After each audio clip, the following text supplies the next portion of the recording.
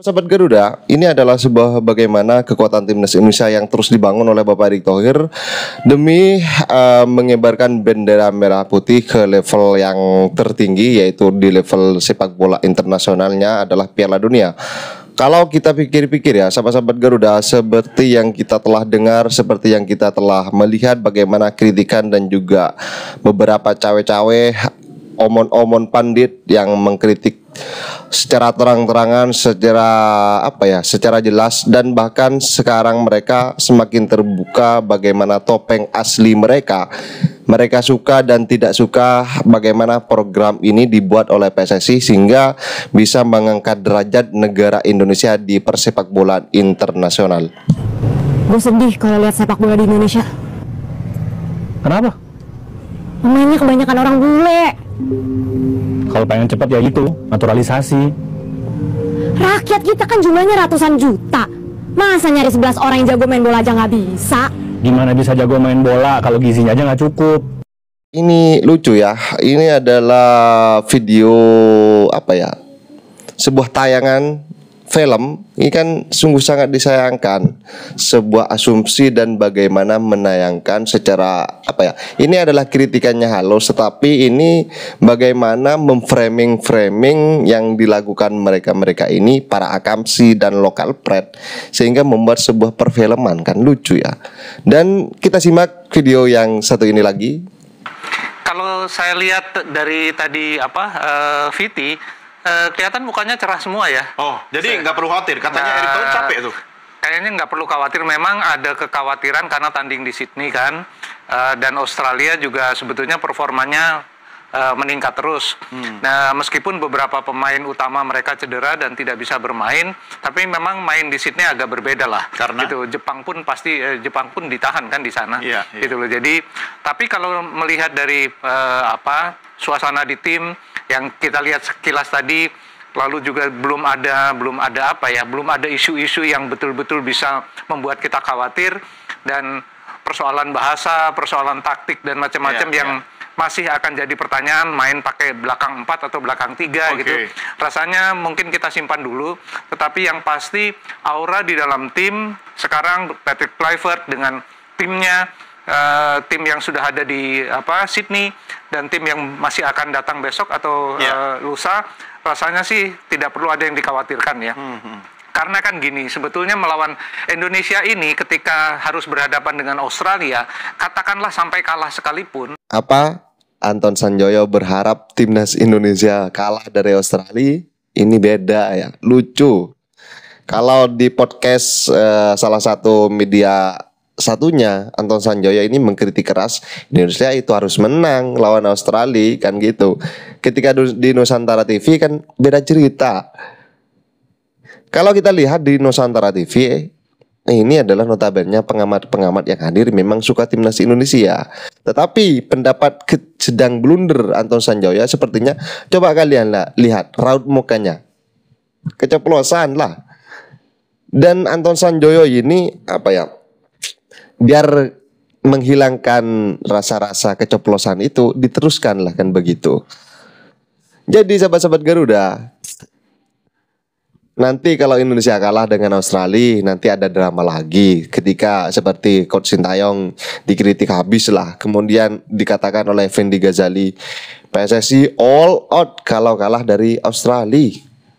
Nanti ada lagi acara, kemudian ada gerombolan, pasti kan ada Towel, Akmal, dan juga pembenci dan kritikus si paling ngerti bola dan para sengguni. Oke, kita langsung saja tonton selanjutnya ini. Kan masih ada peluang cukup besar, asal bisa mengalahkan Bahrain dan Cina di Jakarta. Kalau melawan Jepang di Osaka, rasanya memang kita nggak bisa terlalu berharap banyak. Tetapi katakanlah kalah melawan Australia, katakanlah ya, jangan sampai kalah sebetulnya. Draw lah ya. Draw kan menang buat kita ya. Katakanlah kalah ya, jeleknya gitu. Saya nggak suka ini bahasanya. Masih ada kesempatan. Artinya belum kiamat. Ya, jangan dulu menghakimi tim ini karena belum kiamat. Yang pertama, memang ada kekhawatiran ini kan tim ini baru bisa kumpul benar-benar bareng dan mungkin latihan bersama hanya 2 hari. Betul. Gitu loh. Tetapi kekhawatiran banyak orang misalnya apakah chemistry-nya bisa langsung terbentuk ya. Kan ini tim yang lama juga. Sebetulnya hanya ada 1-2 pemain baru, mungkin 3 lah kebanyakan pemain baru. Tapi pemain baru sekalipun itu bahasanya sama yang lain kan. Gitu. Jadi menurut saya juga nggak ada masalah. Dan dari sisi tim kepelatihan, rasanya sih kita tidak pernah merasa seoptimis ini. Ya karena Kluivert barangkali CV-nya nggak sehebat pelatih kelas dunia yang lain lah. Tetapi dia didampingi Pastor, didampingi Lansat, didampingi Vandenberg, yang menurut saya karena mereka teknik juga, karena mereka berasal dari satu environment yang sama, satu ilmu kepelatihan, satu ekosistem sepak bola, dan sama juga dengan satu ekosistem sepak bola kebanyakan pemain yang sekarang memperkuat timnas Indonesia, rasanya nggak perlu dikhawatirkan. Oke, sahabat-sahabat Garuda Fan, Anton Sanjoyo, kepala botak, orang tua yang paling ngerti bola, paling paham bola, paling tahu bola, paling tahu katanya pernah membocorkan apa yang perbincangannya bersama Bapak Erick Thohir. Dan sahabat-sahabat Garuda, tetapi apa yang dikatakan Anton Sanjoyo ini adalah berbeda dengan ketika dikatakan di 2 arah, sebuah media swasta dan juga di media saat ini ketika ada hadir di TV di Nusantara TV. Ini kan berbeda. Dan Anton Sanjoyo masih saja memberikan kritikannya lebih tajam lagi, pokoknya bingung ya kalau kita bicara bagaimana soal dari kritikan-kritikan yang suka memframing dan juga suka memprovokatori bagaimana kekuatan timnas Indonesia saat ini, kan begitu ya. Dan sahabat-sahabat Garuda, mari kita simak video yang penting ini. Ini adalah bagaimana kekuatan timnas Indonesia yang sejauh ini, dan ini adalah sebuah obrolan yang sangat halus dan adem kita dengar dan kita sejuk mendengarnya ya. Tapi dengan mengambil September sekarang yang tadi Bung Ropan bilang masih baru nih, menjadi keuntungan atau kekurangan untuk kita? Ya kalau berbicara keuntungan kekurangan ini kan susah juga ya jawabnya. Karena kalau menurut saya setiap pelatih itu pasti mengambil pemain itu pasti akan menjadi keuntungan dong. Nggak mungkin untuk kekurangan. Ngapain pemain buat kekurangan tim akhirnya diambil? Kalau saya pikir setiap pemain itu punya kelebihan masing-masing. Mungkin satu, kenapa saya melihat ini pemain juga sangat layak dipanggil tim nasional karena satu, dia mempunyai naluri gol yang cukup bagus. Hampir sama dengan kayak Ramadan Sananta. Tipikal bermain yang berbeda. Kalau Ramadan itu kayak tipikal pekerja ya, dia fighter banget. Nah, kalau pemain yang satu ini, kalau si Bagas sekarang ini, kalau saya memang dia lebih pintar dalam mencari posisi. Positioningnya bagus, finishingnya bagus, pintar, penempatan. Dia jarang bikin gol yang menurut saya yang harus karakter. Dia placing sangat bagus penempatan bolanya. Dan ini juga tidak kurang juga. Cuma saya berharap ini bukan gara-gara pelatihnya ya John Bukering ya, karena dia adalah pernah pelatih dari pelatihnya Kluivert di Ajax, terus dia menawarkan pemain terus diambil. Saya nggak berharap itu ya. Tapi kalau dari kualitas emang sangat wajar dan pantas dipanggil. Ngomongin soal kualitas pemain kita juga, saya penasaran nih Bang, karena kan banyak banget yang ngomong bahwasanya kualitas pemain kita, skuad kita sekarang tuh bahkan levelnya udah di atas Australia. Setuju nggak sama statement itu? Ini maksudnya ini apa nih? Dengan pemain kita sekarang, semua skuad kita yang akan melawan Australia ini katanya levelnya udah di atas Australia. Bahkan kalau saya bilang mungkin ya bisa lebih lah kalau melihat dari kualitas pemain yang dipanggil ya. Karena kita lihat juga bagaimana Isa juga bermain di level yang tertinggi di Serie A Italia. Dan saya pikir ya ini mungkin momen di mana mungkin ini menjadi loncatan bagi tim nasional Indonesia, sepak bola Indonesia untuk bisa berbicara banyak di pentas dunia. Dan ya saya sangat setuju kalau memang dengan adanya pemain-pemain abroad ini yang membuat akhirnya kita bisa yang menjadi bisa seperti kayak tim-tim negara lain udah tidak lagi melihat kita sebelah mata seperti itu loh. Tidak menganggap remeh. Dan saya pikir bisa dikatakan juga kita udah bisa setara lah dengan Australia. Bung Ropan, setara? Ya oke lah sebenarnya setara. Tapi kan kalau lihat dari peringkat jauh dong. Ya masih peringkat. Jadi kalau bisa dilihat mereka juga tim yang oke. Ya bahkan tidak boleh kita menganggap kita di atas mereka. Australia tetap Australia dan mereka punya kesempatan untuk bisa mengalahkan kita. Dan dia langganan Piala Dunia. Dan dia langganan pengalaman. Makanya saya bilang kalau bicara itu dia langganan Piala Dunia. Dia kualitasnya bagus pemain-pemain dia. Dari 26 pemain yang dipanggil sekarang 16 bermain di luar. Ya. Itu bagus, ada 4 pemain baru mereka, 10 bermain di liga dia. Jadi memang kelihatan, dan klub-klub dia bagus-bagus. Di IPL kita siapa ada pemain di IPL? Nggak ada pemain tim nasional. Mereka punya 2, ya, Cameron Burgos, kemudian dengan Harry Sauter yang bisa bermain. Jadi bagus. Ada pemain bermain di Parma tapi dia nggak bisa main. Sirkati Alexandro kan dia bermain. Jadi pemain itu bagus buat kita bisa melihat dengan Australia. Jadi nggak boleh anggap remeh, ya nggak bisa lah. Tapi challenge kita tuh sebenarnya apa sih nanti untuk menghadapi Australia selain kekompakan ya? Karena kan waktu kita nih tipis nih. Baru ketemu nih yang baru-baru. Bahkan ngumpulnya di Australia ya. Di Australia gitu. Di sana ya. Sebagai pemain berpengaruh nggak sih?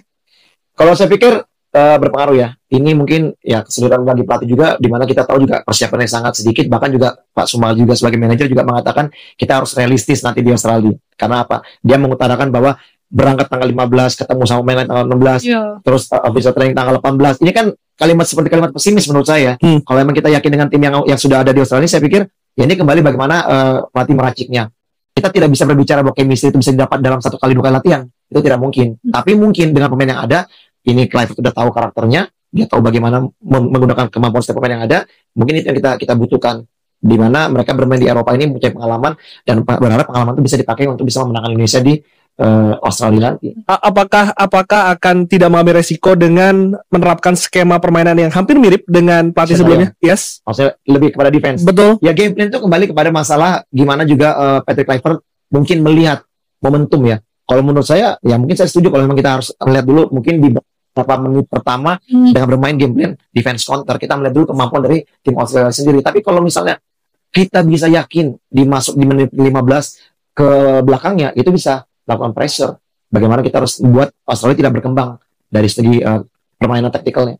Bung Ropan mungkin udah bisa ngeraba apa yang akan menjadi pembeda secara taktik dan juga game plan antara Sintayong dan juga Patrick Kluivert, atau akan sama-sama nih, karena dari pemilihan pemainnya kan masih mirip-mirip gitu loh. Begini, saya mulai dari persiapan ya. Artinya ini kan mereka baru berkumpul bersama-sama dan latihan secara keseluruhan tanggal 18. Pasti semua secara global untuk bisa berlatih. Hanya ada waktu 2 hari baru bisa bermain. Tanggal 19 mereka uji coba lapangan, kemudian bermain.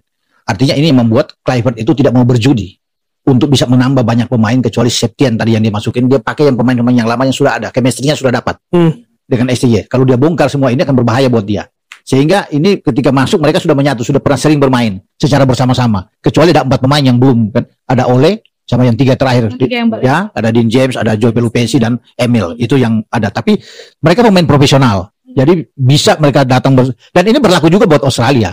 Australia juga mereka datang juga dari berbagai tempat untuk bisa bersama-sama kumpul 16-17 dan latihan bersama. Jadi bukan cuma kita, semua tim-tim yang biasa di FIFA Matchday itu kan hanya punya waktu 3-4 hari untuk berkumpul untuk bisa bermain. Nah, kalau bicara dengan game plan, saya pikir ya dia bermain dengan 4-3-3 ya dia sesuai yang dia bilang ketika datang pertama kan. Kluivert saya lebih suka bermain dengan pemain-pemain kita lebih banyak pegang bola. Dalam ball position bagus buat kita. Itu yang dia inginkan. Ya, kalau yang lama kan dengan 3-4-3. Istilahnya dia sekarang dengan 4-3-3. Cuma menurut saya tidak boleh juga kalau kita bermain di sana bermain dengan lebih terbuka melawan Australia. Akan berbahaya buat kita. Artinya buat kita cocok 4-3-3 oke, tapi bisa ada fleksibilitasnya di lapangan itu dengan saya lebih cocok dengan 4-5-1 misalnya. Lebih kuat di tengah. Jadi biasanya kalau dengan 4-5-1 bisa ada Eliano berdiri di depan Kevin Dix atau entah dengan Sandy Walsh di sana, dan kemudian ada Dean James yang bermain di depan Verdong. Nah 3 di tengah itu akan sangat kuat. Ivar, Tom Haya dan Pelupesi. Pelupesi masuk. Saya pikir dia akan masuk. Pelupesi akan masuk di sana. Ya. Saya sih mungkin melihatnya gini Bang, saya setuju yang kata Bang Ropan, tapi saya melihatnya lebih kepada gini ya. Ketika kita melakukan offense, kita dalam penguasaan bola dengan 4-3-3 itu oke Bang. Tapi saat kita bermain defense, kita bermain dengan 4-5-1. Kedalaman yang kita lebih turun ke bawah. Ya, lebih turun ke bawah dengan menempatkan seorang striker aja untuk bisa counter attack cepat. Tapi kalau untuk menyerang 4-3-3 saya pikir oke. Ya 4-3-3 oke. Eliano di kanan, Ole, kemudian Dean James, Ivar, Pelupesi dan Tom Haya. Jadi pada saat transisi mereka kita bertahan ya Eliano yang turun ke bawah, kemudian dengan Dean James jadi akan ada 5.